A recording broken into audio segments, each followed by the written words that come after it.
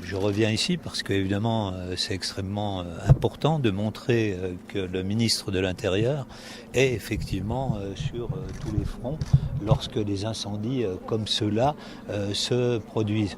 On sait quel est le souci de la population, quel est l'engagement des militaires, des SDIS, des gendarmes, des élus locaux bien évidemment qui sont présents et qui luttent contre ces incendies.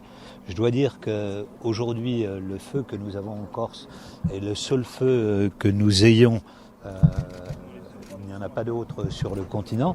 Nous avons eu il y a 10 jours une phase beaucoup plus aiguë puisque nous avions beaucoup de feux sur le sud du continent et en même temps des feux sur la Corse. Donc c'était compliqué.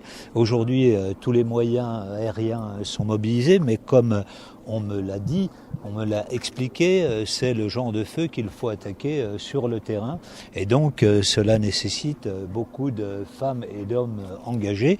Donc aujourd'hui, des sapeurs-pompiers évidemment du SDIS, des deux SDIS de Corse, en même temps des renforts qui sont venus de la Drôme. Et demain, nous aurons des renforts qui viendront de l'Ardèche.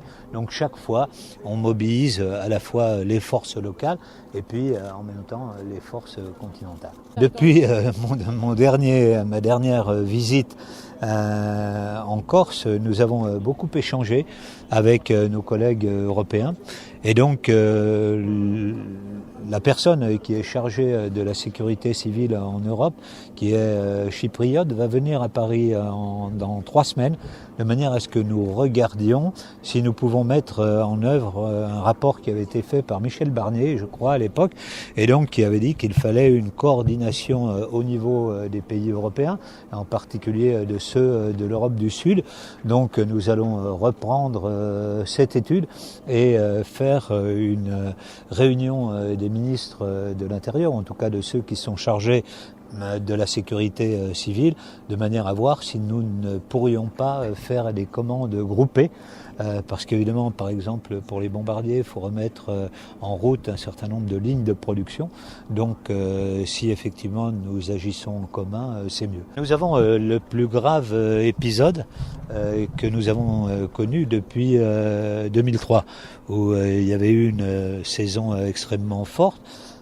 Pour vous donner, aujourd'hui, nous en sommes pratiquement à 13-14 000 hectares qui ont été brûlés un peu partout sur le continent et ici. L'an dernier, on était à 16 000 donc, sur l'ensemble de la saison.